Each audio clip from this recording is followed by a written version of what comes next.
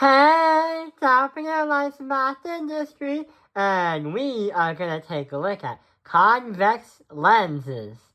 And this is going to be for physics. So we have been taking a look at the convex mirror and the concave mirror in the past few videos. But lenses are going to actually do something else besides a mirror. A mirror usually reflects something. Well, I am not gonna be eliminated. I've got my mirror. Ha! Why is there a bush here? It's so bright! Yeah!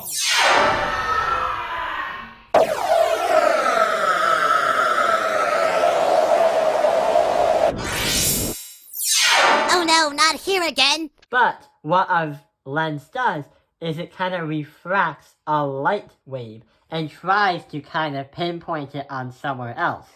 And not only that, when the refraction happens, the light's going to go through the lenses because it's going to be transparent, or it's going to be something that you could like see through.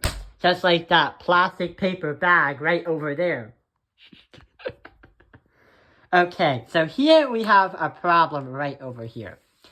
We drew the different places because we have focal point 3 centimeters, DO 8 centimeters, and HO, the height of the object, is 2 centimeters. This is the distance of the object. We placed it because 1, I don't have a ruler, and 2, I drew it to the best of my ability. And 3, I'm holding the camera in one arm, and I'm holding a marker in the other hand. So here's what we're going to do.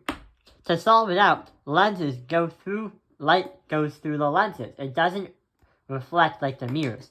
So let's try to see what happens. When you take a look at the object, go to the top of it and shine a light ray from the top. As the light ray hits the so-called lens, and sure enough, yeah, it's a convex lens because it's going to be round. The dotted line in the middle just represents the middle of the convex lens. And since it's different than air, it's going to have an effect where it's going to curve down to the focal point and then go down forever and ever and ever. So that's going to be the first line. The second line we're going to take a look at is the green one. And sure enough, we are going to point at the start of the object again. We are going to shine the light until it hits the middle of where the axis point, but also where the middle of the convex lens. And then it's going to keep going on that same direction degree forever and ever and ever. So we have one intersection, but the last one we're going to cover in blue. But why blue? Well, it's another color we can see. But in this case scenario, we're going to point the blue light, well not the blue light, the light, which is labeled as blue, to the focal point onto the left. Then we're going to put that onto the lens right here. And then that is going to change into a straight line. And sure enough, the straight line is going to make an intersection with the other two lines. And then it goes on forever and ever and ever. Wow, we have an intersection. What's that going to be? Well, there are 3 things that we are going to take a look at. The size, where the picture is, and how the picture is. Like what it looks like. We already know that it's going to be on the opposite side. So it's going to create a virtual image. Hang on, this is not a mirror. For lenses, it's a different rule.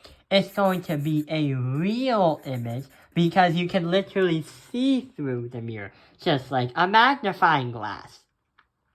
It's going to be inverted because it's going to be inverted because it's going to be on the opposite side. And we can also say that the image is going to be smaller.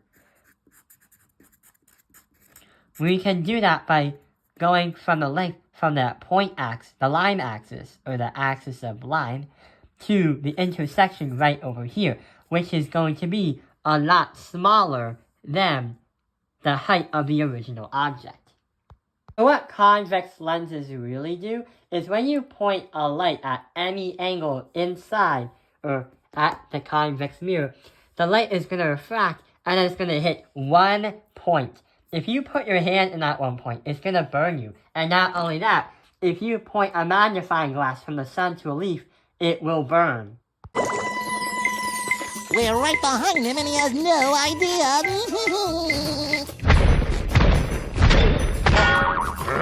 Would you stop making all that racket? What's he doing now? I can't tell.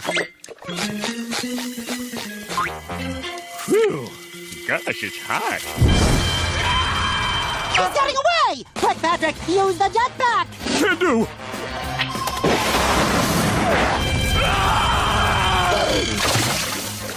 Phew.